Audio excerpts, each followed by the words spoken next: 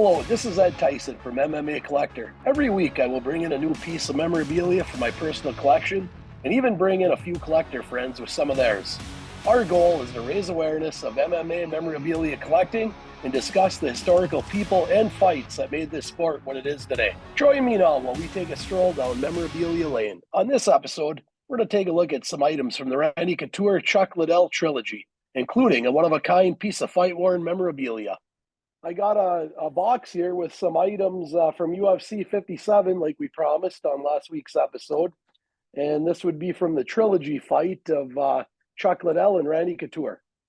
Right, Randy, Chuck 3. Awesome stuff. And, a historic fight for a historic podcast, right? Chuck Liddell and Randy Couture fought their trilogy at the same time as the Tito Ortiz, Ken Shamrock trilogy. Delivering the two rivalries concurrently turned Zuffa into a powerhouse and left the four men mainstream stars. Let's start out here with the event T-shirt. This T-shirt would have been sold right at UFC 57. Okay. Pretty interesting T-shirt on the back. It's got the whole fight card on the back. Kind of a nice shirt. Doesn't look like it's ever been worn. There you go. Kind of cool to have it with the event. For sure. Those are not cheap, even though it kind of looks like a simple T-shirt. The UFC pops you a good dime, especially at a main event like that, for sure. Probably $30 shirt. It's worth a little more in the condition it's in now than it was the day it was bought, though. Just there's probably not a whole lot of these floating around anymore. Yeah, for sure. Couture would win this encounter, cementing his legacy as a two-weight class champion. Chuck Liddell would have to wait. Then we're moving on. We'll go to the credential, which was one of the promoters, Leon Tabs. And that's kind of a cool little item to have. Yeah, I think he's the corner man, so he gets a promoter pass because he's got anybody who is within the ring's protection is supposed to be licensed by the boxing commission. So this would be his credential to say that he's licensed, and I believe Leon Tabs obviously is a cut man, so he'd have to have access to the octagon, which is probably what the green dot is, kind of thing. So yeah, there's a bunch of those floating around at every event, but they all disappear. But after the event, this is Leon Tabs, the corner man's, and that's ring octagon access. Okay. Chuck would wait until April of 2005 after both men were featured as rival coaches on The Ultimate Fighter Season 1. It took just 2 minutes for Chuck to score the KO. Chuck Liddell took the crown as the UFC's biggest star. Then we have the program from UFC 57. It's kind of a bigger program, which they've been doing for a long time now. Just got the two fighters on the cover.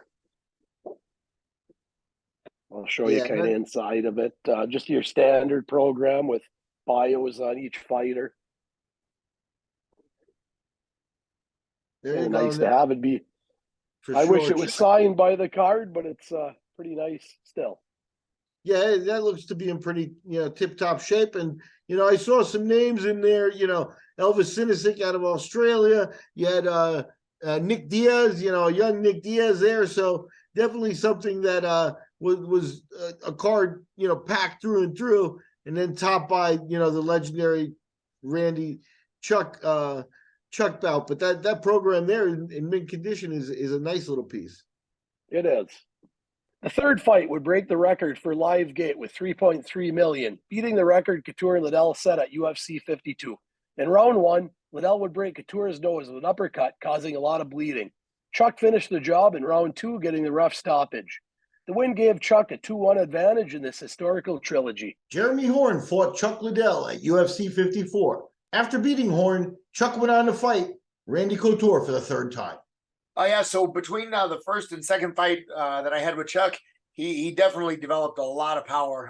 In our first fight, I didn't think that he hit particularly too hard. But then in our second fight, man, that was a different animal. He had way more power, way more intent on what he was going to do and not do. It was night and day difference. And I knew that after that fight, I knew that Randy was going to have his hands full.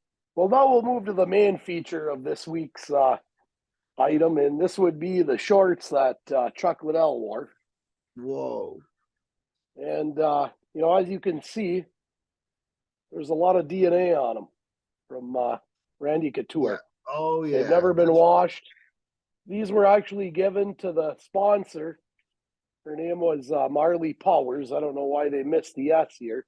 Well, he says Marley Power, but after the event, Chuck took these shorts off in his locker room and handed them to Marley, and she had them for several years. I was lucky enough to find these for sale on eBay, actually, and bought them directly right from Marley herself. These are awesome. Yeah, these are like old, really awesome shorts. For sure. That's the old school shorts. Actually, before the look at that. Zions was a UFC company with some questionable finances going on there, but they were a big sponsor of fighters. And then Tap Out, obviously the old school guys. Marley Power, I guess, is a fan sponsor. And Marley was kind of like connected with Zions a little bit with one of the executives from Zions. So, gotcha. And she ended up sponsoring. Her name I have a few pair of shorts, like some other fighters as well with her on them, as that I actually bought a few other things from her the same time that I bought these. But these are the prize of everything that I bought for Marley Powers. For sure. Well, and fight worn stuff with two Hall of Famers there, and you got the DNA of the one who didn't wear them. So yeah, you can't go wrong. It's got everything. Yeah. Pretty happy to have them.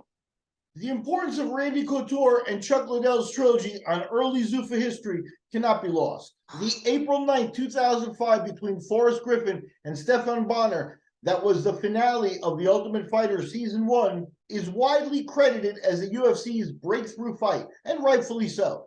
But after a battle like that, what the UFC did for an encore was just as important, and on the table just 1 week later, April 16th, came Chuck Liddell versus Randy Couture 2.